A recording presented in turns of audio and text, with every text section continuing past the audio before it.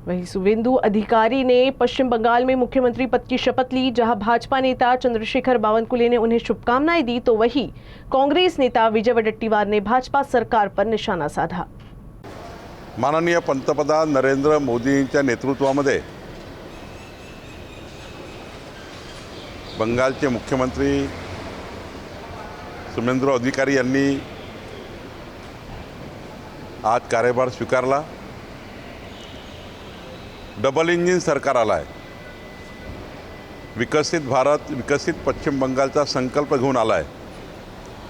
जनतेने विश्वास दाखवला आहे आणि मला विश्वासाने सांगायचं आहे की जो काही मॅन्युफॅक्चरो जाहीरनामा बंगालच्या निवडणुकीत आम्ही जनतेला दिला आहे, त्या जाहीरनाम्यावर आमचं सरकार काम करेल, जनतेचा विश्वास संपादन करेल आणि माननीय पंतप्रधान मोदीजींनी सुशासन हा जो अत्यंत महत्त्वाचा नारा दिला आहे, बंगालच्या जनतेला गुंडागर्दी, अराजकता, जंगलराजपासून सुटका मिळेल आणि एक खरं रामराज्य त्या ठिकाणी स्थापन होईल।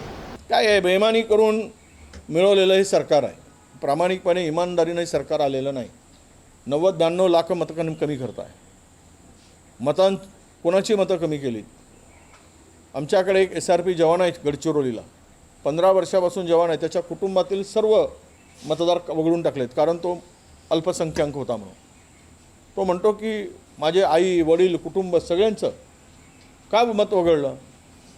अशा पद्धतीनं जर तुम्ही 2.5 लाख CRPF जवान लावताय, SRP लावताय, बॉर्डरची फोर्स वापरताय आणि या निवडणुका बेईमानीनं जिंकत आहे, हे लपून राहिलेलं नाही।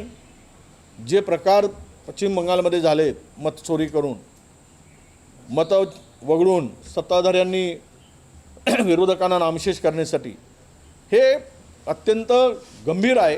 त्यामुळे ह्यांचा जो काही जल्लोष आहे, हे नक्की मला वाटतं की बेईमानी करून करत असलेला जल्लोष आहे आणि मिळवलेली सत्ता आहे। त्यामुळे खरं तर भारतामध्ये अशा केंद्र सरकारच्या सत्तेचा दुरुपयोग करून जो वापर होत आहे, त्यामुळे देशभरामध्ये नव्हे जगात आता चिंतेचं वातावरण निर्माण झालेलं आहे।